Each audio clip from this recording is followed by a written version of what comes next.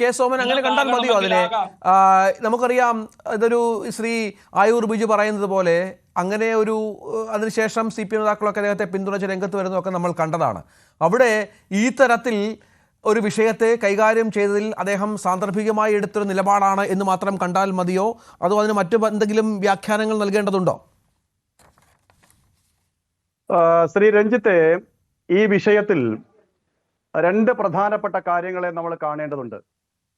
അതിലൊന്ന്, ഷർട്ട് വിവാദത്തിൽ പിണറായി വിജയൻ ഒറ്റപ്പെട്ടോ എന്ന ചോദ്യത്തിന് പിണറായി വിജയൻ ഒറ്റപ്പെട്ടു എന്ന് തന്നെയാണ് എൻ്റെ ഉത്തരം. ഷർട്ട് വിവാദത്തിൽ ഈ മന്ത്രിസഭയിലെ ഒരംഗം തന്നെയാണ് ഇന്ന് വിയോജിപ്പ് രേഖപ്പെടുത്തിയിട്ടുള്ളത്.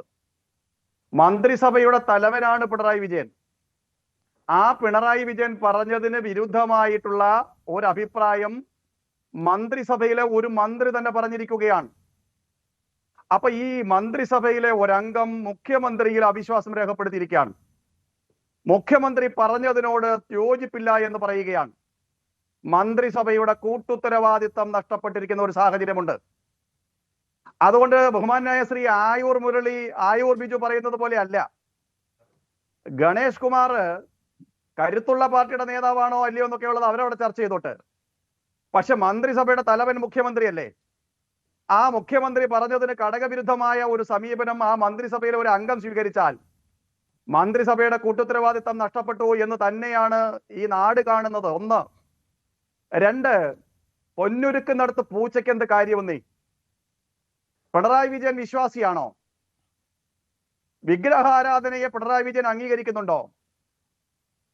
അവരുടെ അണികൾ വിശ്വാസികളായി ജീവിക്കുന്നതിന് പാർട്ടി അനുവാദമുണ്ടോ? ഗണപതി ഹോമം പാടില്ല എന്ന് CPM തീരുമാനിച്ചത് ഈ നാട് മറന്നിട്ടുണ്ടോ? അപ്പൊ ഈ നിലയിൽ പൊന്നുരുക്കുന്നിടത്ത് പൂച്ചയ്ക്ക് എന്ത് കാര്യമാണുള്ളത്? അവിടെ ശിവഗിരിയിലെ സ്വാമി സച്ചിദാനന്ദ സ്വാമികൾ ഒരഭിപ്രായം മുന്നോട്ട് വെച്ചു. ഒരു ഭരണാധികാരി എന്ന നിലയിൽ അഭിപ്രായം പറഞ്ഞു എന്ന് നിഷ്കളങ്കമായി ശ്രീ ആയൂർ ബിജു അതിനെ കാണുന്നുണ്ടെങ്കിൽ ഈ നാടങ്ങനെ കാണുന്നില്ല. അതുകൊണ്ടാണ് NSSന്റെ ബഹുമാനനായ ജനറൽ സെക്രട്ടറി ചോദിച്ചത്, എന്തുകൊണ്ട് ഇതര മതവിഭാഗങ്ങളുടെ ആചാരങ്ങളിൽ, അനുഷ്ഠാനങ്ങളിൽ, വസ്ത്രധാരണത്തിൽ എന്തുകൊണ്ട് ശ്രീമാൻ പിണറായി വിജയൻ ഇടപെടുന്നില്ല, അഭിപ്രായം പറയുന്നില്ല എന്ന പ്രസക്തമായ ചോദ്യത്തോട് ആയൂർ ബിജുവിന് എന്താണ് പറയാനുള്ളത്, പിണറായി വിജയൻ എന്താണ് പറയാനുള്ളത് എന്നാണ് എനിക്ക് ചോദിക്കാനുള്ളത്. ഇവിടെ ശ്രീ രഞ്ജിത്തെ, ഒരു പ്രധാനപ്പെട്ട പ്രശ്നം, CPMന്റെ സമ്മേളനങ്ങൾ നടക്കുകയാണ്. ഈ സമ്മേളന കാലഘട്ടത്തിൽ പിണറായി വിജയനെതിരായി, പിണറായി വിജയന്റെ മകൾക്കെതിരായി, CPMന്റെ സംസ്ഥാന സെക്രട്ടറിക്കെതിരായിട്ട് സഖാക്കന്മാർ പാർട്ടി സമ്മേളനങ്ങളിൽ രൂക്ഷമായ വിമർശനങ്ങൾ നടത്തുകയാണ്. സ്വാഭാവികമാണ്, പാർട്ടി സമ്മേളനങ്ങൾ വിമർശനങ്ങൾ വരും. പക്ഷേ ആലപ്പുഴ ജില്ലയിലെ ഒരു പാർട്ടി സഖാവ് അവരുടെ ഒരു സംസ്ഥാന കമ്മിറ്റി മെമ്പർക്കെതിരെ ഉയർന്ന ആരോപണത്തെ സംബന്ധിച്ച് പറഞ്ഞത് എന്താണെന്ന് അറിയാമോ? എന്റെ കയ്യിൽ തോക്കുണ്ടായിരുന്നെങ്കിൽ ഈ സഖാക്കന്മാരെ വെടിവെച്ച് കൊല്ലാൻ ഞാൻ തയ്യാറായി വരുമെന്ന് പാർട്ടിയുടെ ജില്ലാ സെക്രട്ടറി പങ്കെടുക്കുന്ന ഏരിയ സമ്മേളനത്തിൽ ഒരു സഖാവ് എഴുന്നേറ്റ് നിന്ന് പറയുകയാണ്. അത്ര രൂക്ഷമായ വിമർശനങ്ങൾ നടന്ന് ഏരിയ സമ്മേളനങ്ങൾ കഴിഞ്ഞ് ജില്ലാ സമ്മേളനങ്ങളിലേക്ക് കടക്കുന്ന സന്ദർഭത്തിൽ ഈ നാടിന്റെ ചിന്താഗതിയെ ഒന്ന് മാറ്റിമറിക്കാൻ ശ്രീമാൻ പിണറായി വിജയൻ, കേരളത്തിന്റെ മുഖ്യമന്ത്രി, ശിവഗിരി തീർത്ഥാടന സമ്മേളനം ഉദ്ഘാടനം ചെയ്തുകൊണ്ട് ആരോ എഴുതിക്കൊടുത്ത ഒരു പ്രസംഗം, ആരോ എഴുതിക്കൊടുത്ത പ്രസംഗം എന്നുള്ളത് ഞാൻ പറയുന്നത് മുഖ്യമന്ത്രിയുടെ പ്രസ് സെക്രട്ടറി ശ്രീമാൻ PN മനോജ് എഴുതിക്കൊടുത്ത പ്രസംഗമാണ് എന്ന് ഞാൻ വിശ്വസിക്കുന്നില്ല. ബഹുമാനനായ പ്രഭാവർമ്മ അദ്ദേഹം എഴുതിക്കൊടുത്ത പ്രസംഗമാണെന്ന് ഞാൻ കരുതുന്നില്ല. ഇത് മുഖ്യമന്ത്രിയുടെ മരുമകൻ ശ്രീമാൻ റിയാസ് എഴുതി കൊടുത്തിട്ടുള്ള പ്രസംഗമാണ്. എന്താണ് ഞാൻ അങ്ങനെ പറയുന്നത്? മുഖ്യമന്ത്രി എന്താണ് ആ പ്രസംഗത്തിൽ പറയുന്നത്? ലോകാ സമസ്തോ സുഖിനോ ഭവന്തു.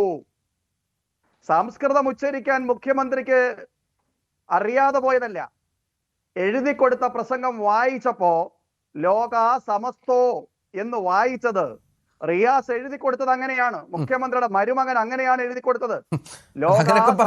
ഇപ്പോൾ റിയാസ് എഴുതി കൊടുത്ത പ്രസംഗം എന്നൊക്കെ നമുക്ക് അങ്ങനെ പറയാം. പക്ഷെ അതങ്ങനെ അതിലൊക്കെ എത്ര യാഥാർത്ഥ്യമുണ്ടെന്ന് നോക്കി കാണണം ശ്രീ സോമൻ.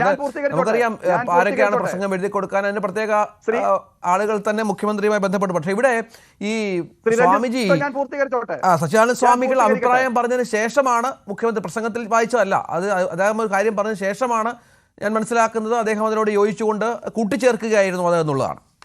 തീർച്ചയായിട്ടും. അല്ല രഞ്ജിത്ത്, ഞാൻ പൂർത്തീകരിച്ചോട്ടെ. സനാതന വിശ്വാസത്തെ പരിഹസിച്ചുകൊണ്ട് നടത്തിയ പ്രസംഗം അടക്കമുള്ള കാര്യങ്ങളിലെ പരാമർശത്തെ സംബന്ധിച്ചാണ് ഞാൻ സൂചിപ്പിച്ചത്. അതിനുശേഷം ഞാൻ ചോദിക്കുന്നത്, കേരളത്തിന്റെ മുഖ്യമന്ത്രിയോട് NSSന്റെ ജനറൽ സെക്രട്ടറി ചോദിച്ച ചോദ്യവും ശ്രീ ഗണേഷ് കുമാർ ചോദിച്ച ചോദ്യവും ഒക്കെ ഒന്ന് തന്നെയാണെന്നേ. എന്തുകൊണ്ട് ഇതര മതവിഭാഗങ്ങൾ, നമുക്കറിയാമല്ലോ, ഇവിടെ തെരുവിൽ കണ്ടാൽ ഭയക്കുന്ന വേഷം ധരിച്ചുകൊണ്ട് ചില ആളുകൾ നടക്കുന്നുണ്ട്.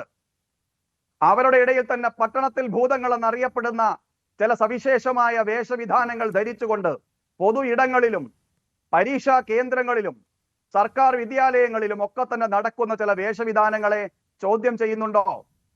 കേരളത്തിൽ ഒരു മതസംഘടനയുടെ സദസ്സിൽ പഠനത്തിൽ മികവ് പുലർത്തിയ ഒരു വിദ്യാർത്ഥിക്ക് ആദരവർപ്പിക്കാൻ വേണ്ടി ആ പെൺകുട്ടിയുടെ പേര് വിളിച്ചപ്പോ, അരുതേ എന്ന് മതപണ്ഡിതൻ വിളിച്ചു പറഞ്ഞപ്പോ കേരളത്തിന്റെ മുഖ്യമന്ത്രി എവിടെയായിരുന്നു?